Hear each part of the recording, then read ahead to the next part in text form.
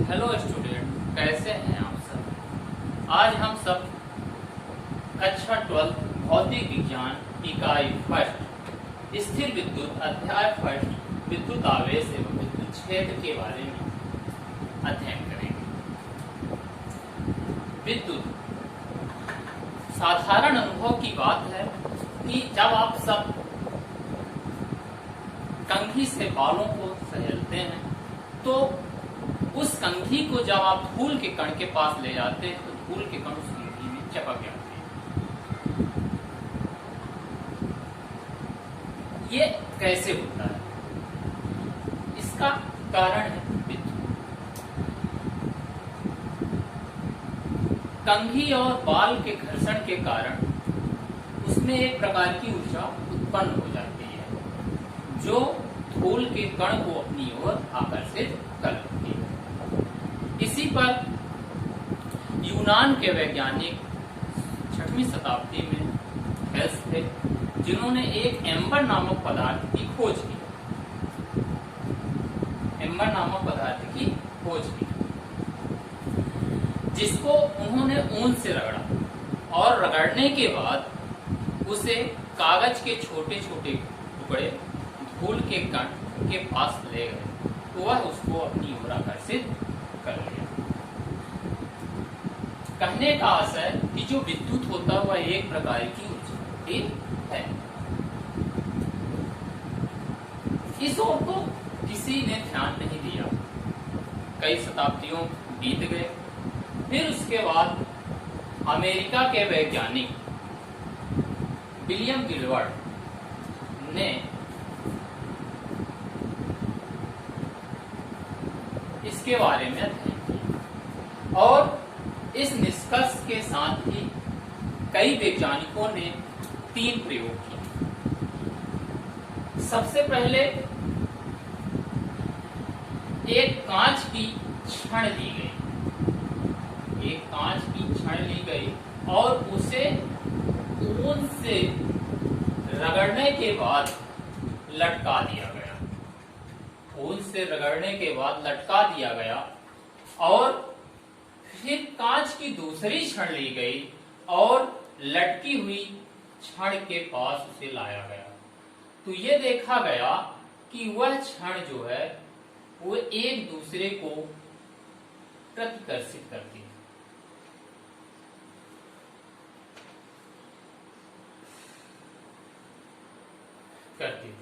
इसी प्रकार ये फर्स्ट प्रयोग। दूसरा प्रयोग फिर किया गया। एक एवोनाइट की छड़ ली गई। एवोनाइट की छड़ ली गई और उसे बिल्ली की खाल जिसे हम फर कहते हैं उससे रगड़ा गया और उसे भी एक दृढ़ आधार से लटका दिया गया। फिर एक दूसरी एवोनाइट की छड़ ली गई और उसे फिर से बिल्ली की खाल से रगड़ने के बाद उस लटकी हुई छड़ के पास लाया गया। वो भी एक दूसरे को प्रतिकर्षित करती थी। फिर अगला प्रयोग किया गया। ये सेकंड प्रयोग था। थर्ड प्रयोग किया गया।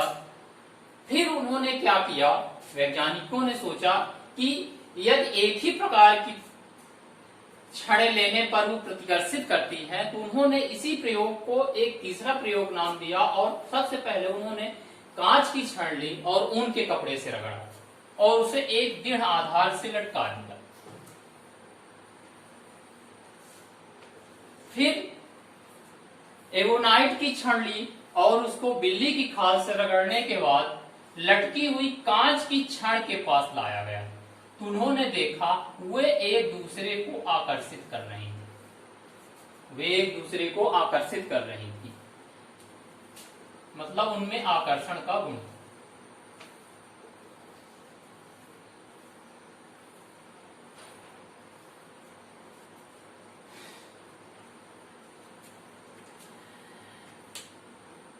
इससे यह निष्कर्ष निकला कि रगड़ने के पश्चात इन सब में एक प्रकार की ऊर्जा आ जाती है जो वो एक दूसरे को आकर्षित करती है। बाद में वैज्ञानिकों ने कांच की क्षण में उत्पन्न आवेश को कचाव आवेश या उसी में बोला धनावेश है, और एवोनाइट की क्षण में उत्पन्न आवेश को रेजरी आवेश है ना, या ऋण आवेश उसी को कहा गया।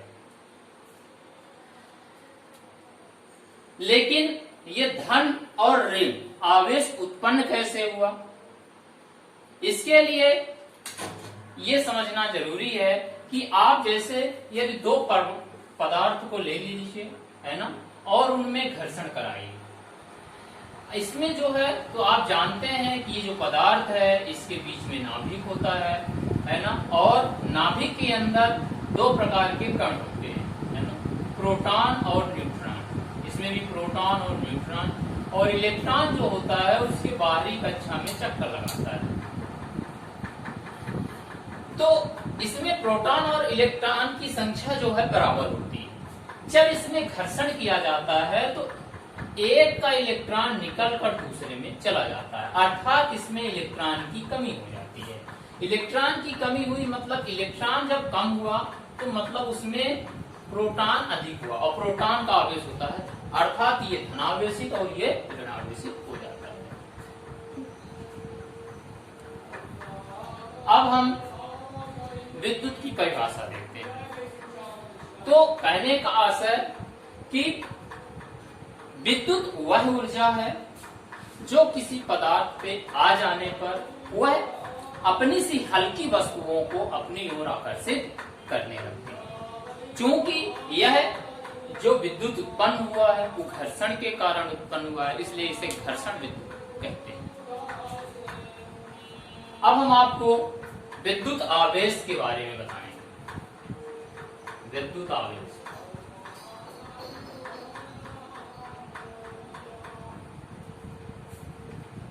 तो विद्युत आवेश वह भौतिक राशि जिसे अर्जित कर लेने पर कोई पदार्थ विद्युतमय हो जाता है और विद्युतीय गुणों का प्रदर्शन करने लगता है। विद्युत आवेश एक प्रकार की अदिश राशि, कैसी राशि है? अदिश राशि, ठीक है, जिसका मात्रक क्या है? कूलम, SI मात्रक कूलम, ठीक है। और विमीय सूत्र क्या होता है? M0L0TA। वैसे आवेश बराबर होता है धारा गुणे समय, मतलब IT, धारा गुणे समय, आवेश बराबर होता है, ठीक है। अब इसके बाद प्रश्न उठता है कि आवेश की उत्पत्ति कैसे हुई, है ना, आवेश उत्पत्ति का इलेक्ट्रॉनिक सिद्धांत। तो सबसे पहले थर्ड जो हमारा टॉपिक है वो है आवेश उत्पत्ति का इलेक्ट्रॉनिक सिद्धांत। आवेश का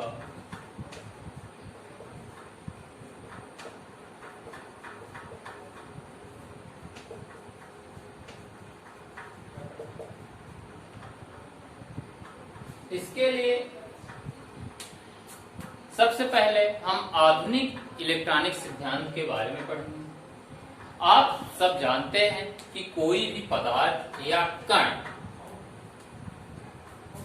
अणु से मिलकर बना होता है और अणु परमाणुओं से मिलकर बना होता है। मतलब कहने का आशय है कि कण जो है किससे मिलकर बना होता है?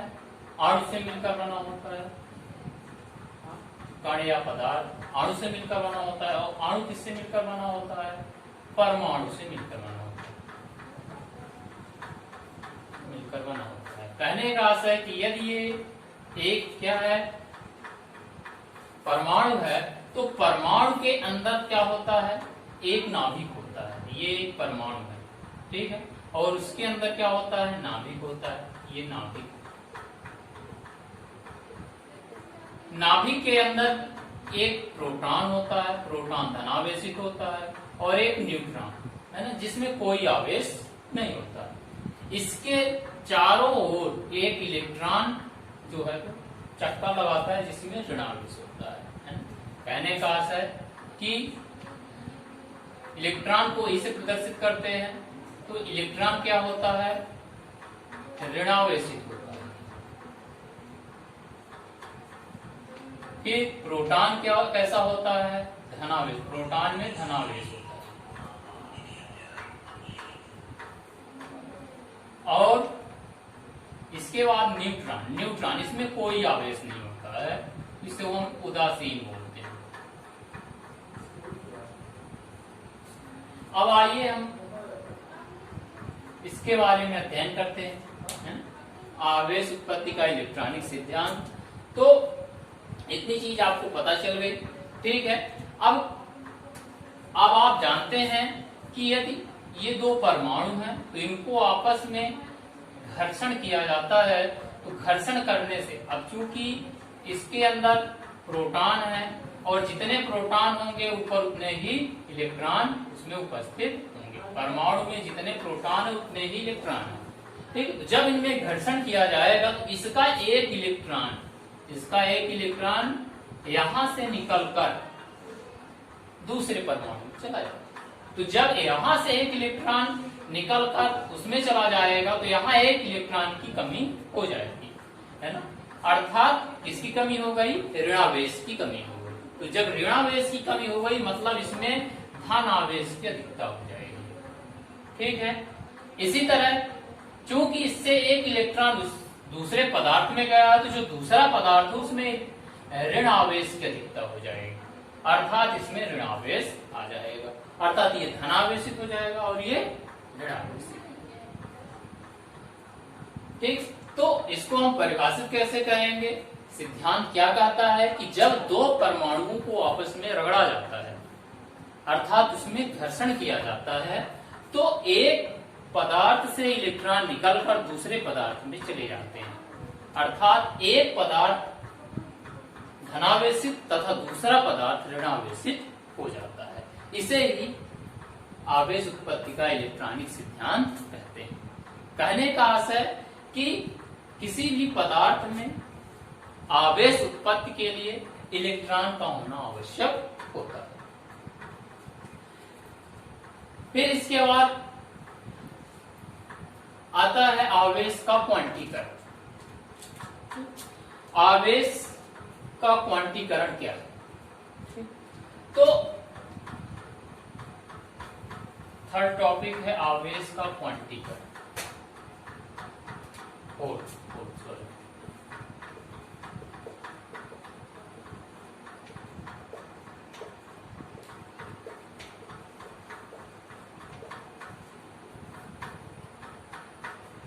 आवेश, जो आवेश होता है तो वो पूरे ब्रह्मांड में जो आवेश का परिमाण होता है वो एक मूल इकाई के रूप में, मतलब कहने का आशय है कि उसकी जो मूल इकाई ई होती है उसी की गुणज होती है, ठीक है। तो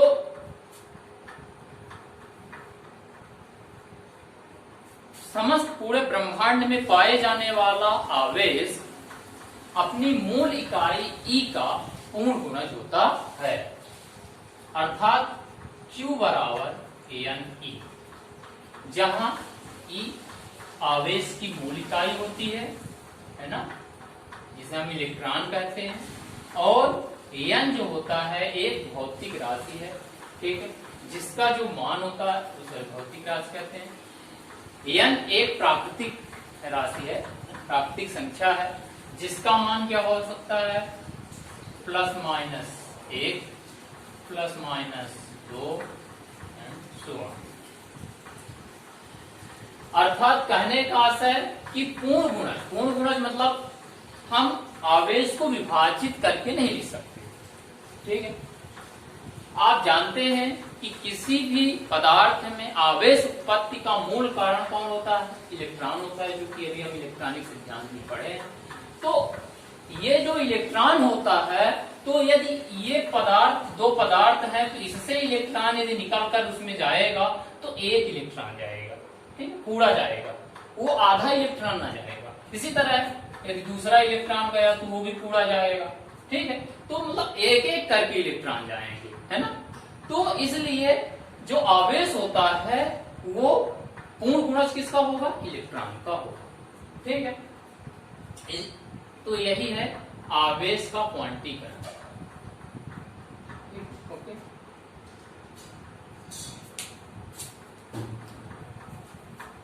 आइए हम इसका एक उदाहरण समझते हैं। तो उदाहरण इसका है, एक कूलाम आवेश में, एक कूलाम आवेश में इलेक्ट्रॉनों की संख्या कितनी होती है।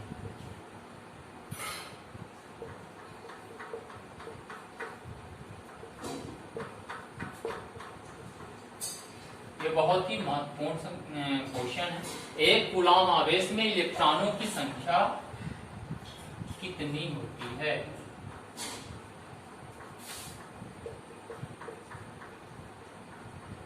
आइए हम इसको सॉल्व करते हैं। एक कूलाम आवेश मतलब Q आपको दिया हुआ है, एक कूलाम, इसके बाद E, जो E यहाँ पर है वो इलेक्ट्रॉन है जिसमें आवेश होता है 1.6 उन्हें 10 की घाते -19 कूलाम, और N आपको निकालना, यही इलेक्ट्रॉनों की संख्या, ठीक। तो सूत्र में रख देंगे Q बराबर N E, यहां से हमको N निकालना है। क्या निकालना है, N निकालना है।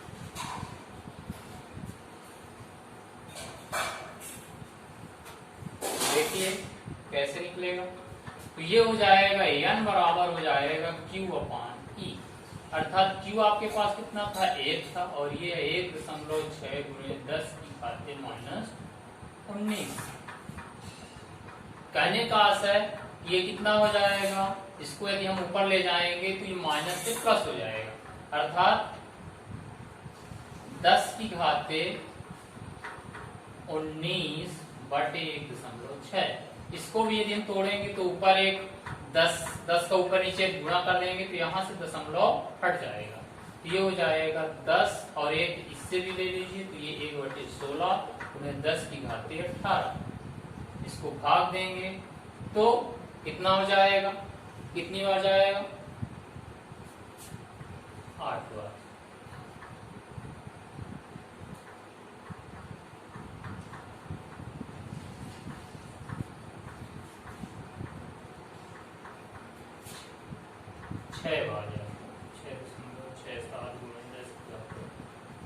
इसको आप हल करेंगे कितना हो जाएगा, ठीक है। तो कहने का आशय है कि एक कूलाम आवेश में इलेक्ट्रॉनों की संख्या कितनी होती है, 6.67 गुणे 10 की घाते 18, ठीक है। ये इलेक्ट्रॉनों की संख्या होती है, ये ऑब्जेक्टिव में नहीं पूछा जाता है, ठीक है।